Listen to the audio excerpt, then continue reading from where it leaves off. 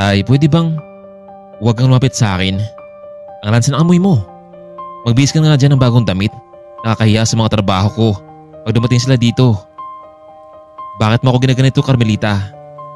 Ginawa ko naman ang lahat para makapagtapos ka ng pag-aaral. Tapos ito ngayon ang isusuklay mo sa akin? Wala kang utang na loob.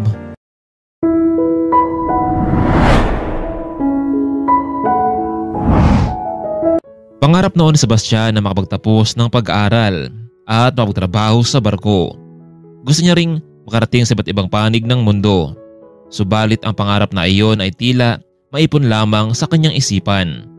Dahil sa maagang naulila itong si Sebastian mula noong nasawi ang kanyang mga magulang. Bumuhos kasi ang malakas na ulan. Yun na pala ang dahilan para hindi sila makabalik sa Pampang at walang katawan ang nakita. Durog ang sinasakyan, subalit walang mga magulang ang natagpuan. Kaya naman sa murang edad, si Sebastian nagmawa ito ng paraan para mabuhay. Wala na siyang ibang kamag-anak, kaya naman mag-isa na lamang sa buhay itong si Sebastian. Hindi man lang naranasan kung paano maging masaya sa piling nila. Dahil doon, walang pangarap ang natupad sa buhay si Sebastian. Buong buhay nito sa dagat na lamang nakatuon ang kanyang pansin. Katulad ng kanyang ama at ina, pangisda rin ang kanyang naging hanap buhay. Ang pangarap niya sa barko ay dandahan niyang nakalimutan. Lumipas ng ilang taon, nasa tamang edad na itong Sebastian. Ngunit kahit anong pagpapakilala nito sa babaeng gusto, ay tila umiwas ito sa kanya dahil sa kanyang kalagayan sa buhay. Walang sinuman ang gustong magpagkaibigan sa kanya. Nakatira lamang si Sebastian sa bahay gamit ang mga tagpi-tagping yero. Minsan tuloy sumagi sa kanyang isipan na sana ay hindi na lamang siya pinanganak sa mundo kung ganito lamang din ang kanyang naging buhay. Isang umaga noon, maagang pumalaot ang binata. Nagbabasakaling maraming mahuling isda. Hindi nga siya nagkamali, sa araw ding iyon halos mapuno ang batya na kanyang dala. Sobrang saya ng binata dahil maaari niya itong ipagbili at makalikom ng pera para sa kanyang sarili. Subalit noong nasa dalampasigan na ito, may kakaiba siyang narinig, tila isang sanggol ang umiiyak. Hindi niya alam kung namanikmata lamang siya, pero habang papalapit ito ay lalong lumakas ang iyak ng bata. Hindi nga siya nagkamali, isang sanggol ang nakabalot ng lampin habang nasa loob ito ng isang basket. Lumambot tuloy ang kanyang puso at naawa siya sa naging sitwasyon ng sanggol. Hindi niya alam kung sino ang walang awang nag-iwan ng sanggol sa may dalampasigan. Noong nilapitan niya ito, bilang komento sa pag-iyak ang bata na para bang alam nito na may tutulong sa kanya. Naawa siya dito, pero may pagkakataon na nagdalawang isip siya kung paano niya malagaan ganung wala siyang sapat na pera para pangtustos sa bata. Pero mas nangibabaw pa rin ang pagmamahal niya dito. Ginawa ni Sebastian ang lahat para maalagaan at mapakain ang sanggol. Kinabukasan dahil walang ibang mapag-iwanan ng sanggol, napilitan lamang itong isama sa laot. Ngunit sa hindi niya inasahan, sa unang pagkakataon, mas dumubli pa ang huli na isda. Marahil isang lucky charm ang batang ito dahil sa mga pagpapalang kanyang nakukuha. At dahil doon, nabili nito ang pangailangan ng sanggol. Araw-araw niya itong dinadala sa laot. Nagaya ng nangyari, maraming isda pa rin ang kanya nahuli gamit lamang ang lambat. Ilang linggo, buwan niya itong kasama pero wala pa itong pangalan. Kaya naman naisipan ni Sebastian na bigyan na ito ng pangalan bilang Carmelita. Dahil sa naging swerte ang batang iyon, napagpatayo siya ng simpleng bahay at nakaipon ng pera para sa pag-aaral ng bata. Lumipas ng 6 na taon, nagsimula na ang mag-aaral itong si Carmelita sa elementarya. Pumasok sa isipan ni Sebastian na tungkulin niyang pag-aralin ang bata. Ayaw niya maging katulad ang batang iyon sa kanyang paglaki. Tay, may itatanong lamang ako sa inyo. Lagkas akong binubuli sa school. Bakit daw wala akong nanay? Bakit kayo lang daw ang palaging naghatid sa akin? Carmelita, bata ka pa noon. Iniwan na tayo ng nanay mo at sumama ito sa ibang lalaki. At mula noon, hindi na siya nagparamdam pa sa atin. Anak, ang mahalaga ngayon, narito pa ako bilang tatay at nanay mo. Carmelita, sikapin mo makapagtapos ka ng pag-aaral at huwag kang mag-alala dahil narito lamang ako sa iyo. Salamat, tay. Nagpatuloy na lamang sa pag-aaral si Carmelita habang pangisda pa rin ang trabaho ni Sebastian. Ngunit dumating sa punto na mahina ang ulihan ng isda Pero kahit ganun pa man, hindi nawalan ng pag-asa ang lalaki na makakaya niya itong harapin ang lahat ng pagsubok. Tay, pinatawag po kayo sa school. Bakit daw Carmelita? Hindi ko po alam tay. Sige anak. Pagkagaling ko sa dagat, didiretso ako sa school nyo. Magandang araw po sa inyo ma'am. Ako nga pala ang tatay ni Carmelita. Ano po nagawa ng anak ko sa inyo? Naku sir, wala naman po. Ang totoo nga niyan ay may award po ang anak ninyo bilang top 1 sa klase. Congrats Sir Sebastian. Napalaki niyo na maayos ang anak ninyo. Nako, totoo po ba yun ma'am? Yes sir, dahil dun po, nag-offer ang school namin ng full scholarship sa kanya. Labis ang sayang naramdaman ni Sebastian sa balita ng kanyang principal. Isang araw noon habang nasa eskwelahan si Carmelita, mula sa tabing dagat napansin ni Sebastian na may babaeng nagumasid at tila may nahanap ito. Nais niya itong lapitan subalit bigla itong umalis matapos siyang nakita. Hindi niya pamilyar ang babaeng iyon kaya naman nagtataka ito kung bakit nasa harapan ito ng kanyang bahay. 20 taon ang nakalipas. Nasa kolehiyo na itong si Carmelita. Kahit kabilang ito sa scholar, nagsumika pa rin si Sebastian para sa gastusin at pangailangan ng kanyang anak. Hapon na noon habang naglakad pa uwi sa kanilang bahay ang dalaga, naramdaman nitong may sumusunod sa kanyang babae. Pero hindi na lamang ito nagpahalata. Kailangang mahuli ni Carmelita ang babaeng ito kung bakit siya laging sunod ang sunod kaya agad siyang nagtago. Nawala sa paningin ng babae itong si Carmelita at napakamot na lamang ito sa kanyang ulo.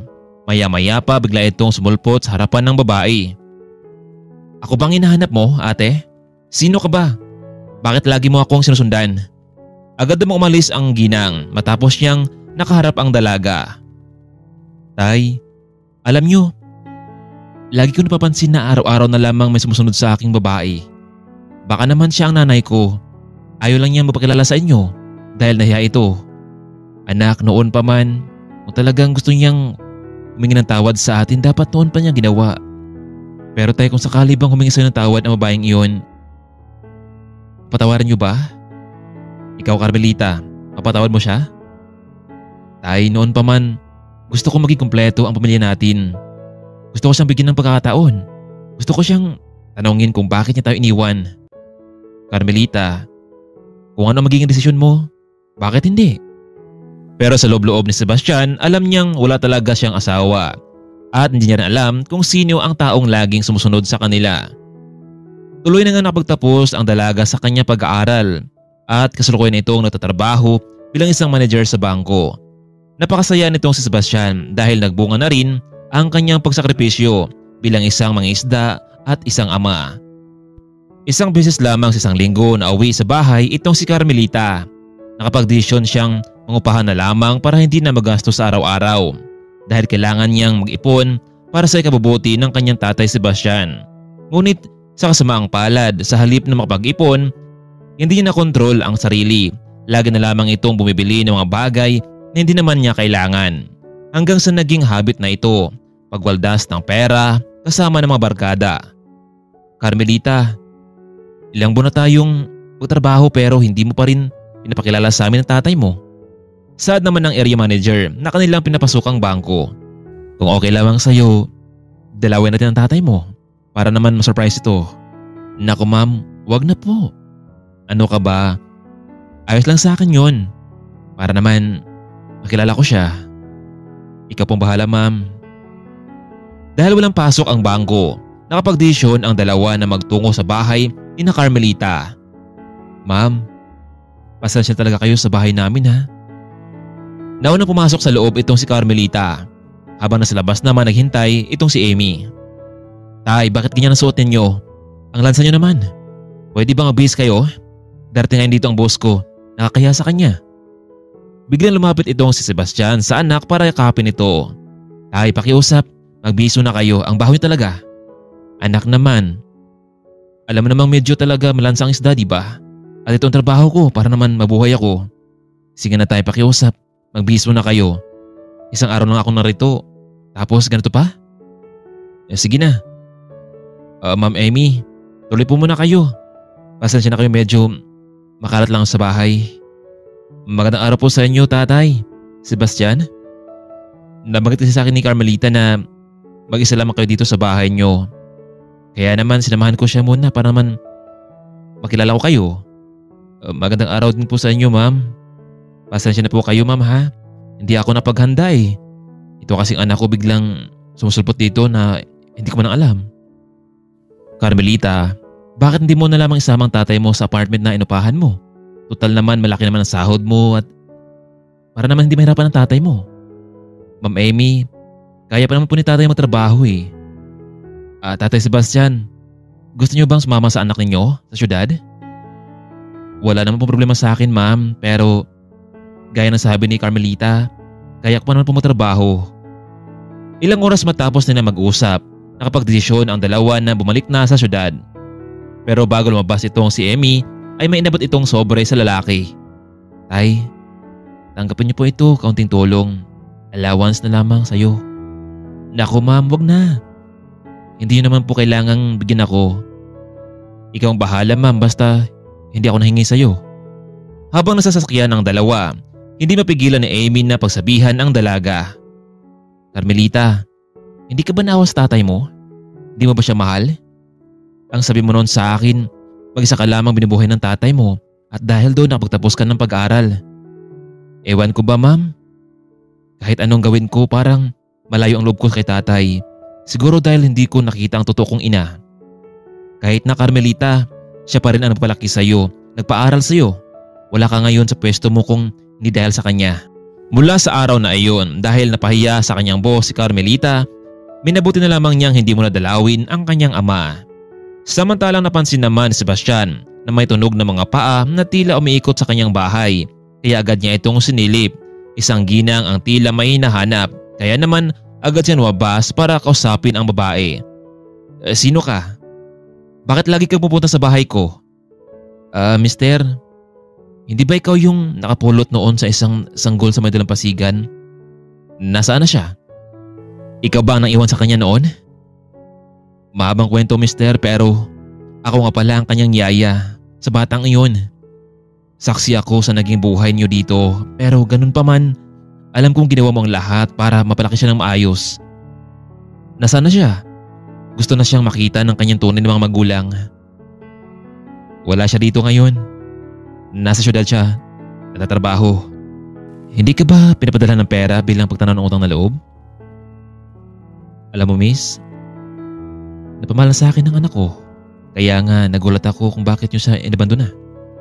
Paano kung hindi ako dumaan sa lugar na yon? Mister, kailangan kong itago ang batang yon dahil yun ang utos ng kanyang ina. Dahil may masamang mangyari sa kanya kapag nalaman ito sa mansyon. Pumatol ang kanyang ina sa isang hamak na trabador lamang. Kaya matapos siyang pinanganak ito, binili niya sa akin na ilayo ko ang bata. Miss, naroon siya sa syudad ngayon. Kung gusto niyo, narito ang address ng kanyang apartment. Puntahan mo. Hindi naman ako nagsisi na pinalaki ko ang batang yun eh. Mahal ko siya kaya nga doble-doble ang pagsikap ko para sa kanya. Ngayon na may trabaho na ito, masaya ko para sa kanya. Wala naman akong hinihintay na kapalit. Ang bayad niyo mister. Tawagan mo lang akong Sebastian. Loren na palang pangalan ko. Hayaan niyo, ako na upaliwanag sa kanya sa lahat-lahat.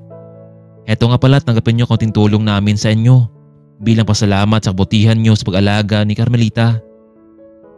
Hindi na sana tanggapin ni Sebastian ang offer nitong tulong, ngunit mapilit itong si Lorena.